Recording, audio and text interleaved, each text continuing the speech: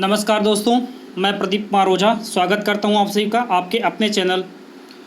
तो हम लोग बात करने वाले हैं उत्तर प्रदेश पुलिस 49,568 भर्ती के बारे में। ठीक है, तो यहाँ क्या है कि अभी तक सबका कमेंट आ रहा था, हमने देखा है, ट्विटर पे देखा है और यूट्यूब पे देखा है कि जेटीसी का ज्वाइनिंग लेटर की बात हो रही थी कि हमको अभी अपना ज्वाइनिंग लेटर नहीं मिला है। ठीक है, तो जिनको अपना ज्वाइनिंग लेटर नहीं मिला है वो अपने एसपी ऑफिस में जा कर के संपर्क कर लें और वहाँ से उनको पता हो जाएगा कि उनका वेरिफिकेशन कंप्लीट हो चुका है या नहीं हो चुका है। ठीक है, तो जिनका वेरिफिकेशन कंप्लीट हो चुका है वो अपने जेटीसी अलॉटमेंट सेंटर पे आराम से जाके ज्वाइनिंग आमद अपनी करवा सकते हैं। और जिनका अभी मान लीजिए किसी वजह से वेरिफिकेशन रुका हुआ है तो वो अपने ऑफिस पे संपर्क करके एसपी ऑफिस पे अपना वेरिफिकेशन कंप्लीट करवा सकते हैं। ठीक है, और इनकी जेटीसी जो है वो 6 अक्टूबर से प्रारंभ हो रही है। कुछ लोगों का एडमिट कार्ड भी हमारे पास है जो ज्वाइनिंग लेटर जो है उनको मिल चुका है। जैसे यहाँ पे देखते हैं बुलावा पत्र आप लोगों को दिख रहा होगा कि किसी भाई को जो है सुल्तानपुर अलॉट हुआ है। ठीक है, सुल्तानपुर में इनकी जेटीसी होनी है। दूसरा अगर हम बात करें देवम शुक्ला जी का, तो ये हमारे कहाँ के जालौन के हैं और इनको चित्रकूट अलॉट हुआ है जेटीसी के लिए। ठीक है, तो इसका मतलब अब जो है वो एडमिट कार्ड आना बिल्कुल मतलब ज्वाइनिंग लेटर जो है वो सबको मिलना प्रारंभ हो गया है। ठीक है, तो आप लोग अपने जेटीसी सेंटर पे 6 तारीख तक पहुंच जाइए और अपनी आमद करवा सकते हैं। ठीक है, तो अपनी आमद आप करवाने के बाद देखिए अब क्या है कि अब बाकी बच रहे हैं 35,568 बच्चे। अब 35,568 बच्चों के लिए क्या होगा इसका हम लोग देखिए अभी क्या है कि कोविड प्रॉब्लम बता करके सरकार ने क्या किया है, बहुत ही गलत कर रही है इन लोगों के साथ कि मतलब जिस भर्ती को 2 चरणों में कंप्लीट करवा लेना चाहिए उसके लिए इन्होंने 4 चरण की योजना बनाई थी। 4 चरण के बाद अब धीरे धीरे सूचना निकल के आ रही कि 3 चरण में हमारा ज्वाइनिंग होना है। लेकिन अब हमने देखा है कि जो अब बच्चे ट्विटर पे ट्वीट करते हैं तो वहाँ पे सिविल वाले जो 17,000 समथिंग कुछ बच रहे हैं और प्लस में 18,208 जो बच रहे हैं, इनका जो ट्वीट है वो अब अलग अलग आ रहा है। मतलब ये दोनों अलग अलग ट्वीट क्यों कर रहे हैं भाई?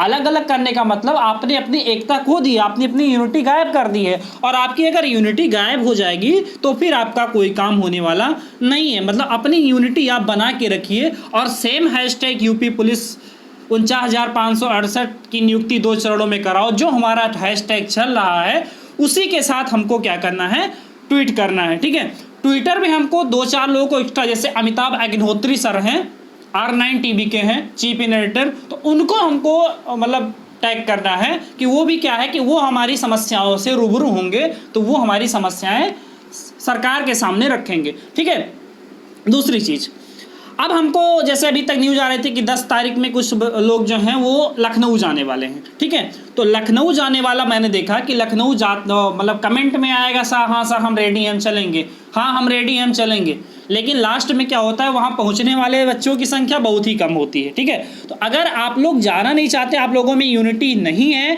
तो इस कंडीशन में आप बेकार में हाँ मत भरिए केवल कमेंट के माध्यम से। अगर आप वास्तव में जाना चाहते हैं तो भी आप कमेंट कीजिए। तो अगर आप जाना चाहते कम से कम 35,568 में से 3500 तो कम से कम पहुँचो। 10% बच्चे भी मतलब किसी कीमत पे नहीं पहुँच रहे हो तो अब तो अपनी बात कैसे रख सकते हो? आपकी बात वहाँ कोई सुनेगा नहीं। दूसरी चीज़ अब आपको करना क्या है, जैसे अभी हमने एक देखा न्यूज़ निकल के आ रही थी कि कुछ डॉक्टर्स जो थे उन्होंने सीएम आवास पे पोस्ट कार्ड भेजा। ठीक है, करीब 10,000 पोस्ट कार्ड जो है ऑफिस पे पहुँचा, तो उस पर विचार विमर्श किया गया और न्यूज़पेपर वालों ने भी उसके लिए एक अपना लेख आर्टिकल निकाला। ठीक है, तो हम लोगों को अब क्या करना है, ट्विटर अभियान तो अपना कंटिन्यू रखना ही है कि हमको 2 चरणों में नियुक्ति चाहिए। साथ ही साथ या तो स्पीड पोस्ट के माध्यम से हम एक एप्लीकेशन लिख करके सीएम आवास पे सेंड करेंगे माननीय योगी आदित्यनाथ जी को, या पोस्ट कार्ड हम लोग सेट करेंगे। तो कम से कम अगर 10 से 20,000 पोस्ट कार्ड या लेटर उनके पास पहुंचते हैं तो उनको कोई ना कोई ठोस कदम जरूर उठाना पड़ेगा। ठीक है, तो ठोस कदम अगर वो उठाते हैं तो हम लोगों के लिए बहुत ही अच्छी खबर निकल के आएगी, क्योंकि अब देखिए अब कोविड प्रॉब्लम का कोई बहाना चलने वाला नहीं है। न्यूज़ निकल के भी ये भी आ रही कि देखिए उत्तर प्रदेश में भी 15 अक्टूबर से खुलेंगे सभी स्कूल और कोचिंग। तो स्कूल कोचिंग खुल सकते हैं, स्कूल कोचिंग खोलने की तैयारी हो रही है 15 अक्टूबर से, तो फिर ज्वाइनिंग काहे नहीं हो सकती है? तो ज्वाइनिंग के लिए हम लोगों को अब एकता बनानी होगी, यूनिटी दिखाना होगा, और बिना यूनिटी के हम लोगों का अब ज्वाइनिंग होने वाला नहीं है। इसमें 2 साल लग जाएंगे, खासकर पीएससी वाले तो बहुत ज़्यादा परेशान हैं। तो पीएससी वालों के लिए तो बिल्कुल मतलब मान के चले 1 साल लगभग अभी उनको कम से कम वेट करना पड़ेगा। और ये जो है वास्तव में अपनी फीलिंग्स बता रहा हूँ कि अगर सिलेक्शन और ज्वाइनिंग के बीच का जो गैप होता है वो बहुत ही कठिन होता है, ठीक है, वो बहुत ही कठिन होता है, वो एक एक दिन जो है एक एक साल के बराबर लगभग लगता है, ठीक है। तो हम लोगों को एक साथ यूनिटी दिखा करके पोस्ट कार्ड या स्पीच पोस्ट के थ्रू हमको अपना लेटर जो है वो सीएम ऑफिस में सेंड करना है, और हमको माननीय योगी आदित्यनाथ जी से रिक्वेस्ट करनी है कि वो हमारी जो भर्ती है प्लीज़ जो 2 चरणों में करवाएं। अगर यहाँ सेंटर अवेलेबल नहीं है तो अदर स्टेट में भी ट्रेनिंग हमारा करवाएं। जैसे 35,000 लगभग 36,000 का ट्रेनिंग 15 में 2015 वाली वैकेंसी का एक साथ करवाया गया था, तो उस तरीके से अभी भी हमारे पास 35,568 ही बच रहे हैं, तो इनका ट्रेनिंग 1 चरणों में करवाया जा सकता है, ठीक है। तो हम लोगों को क्या करना है, ट्विटर अभियान कंटिन्यू रखना है, साथ ही साथ एक स्पीड पोस्ट के थ्रू लेटर या पोस्ट कार्ड को हमें सेंड करना है, ठीक है। और कोई अगर जानकारी निकल के आ रही तो वो चैनल के माध्यम से आपको मिल जाएगी। मिलते हैं नेक्स्ट वीडियो में, तब तक के लिए जय हिंद।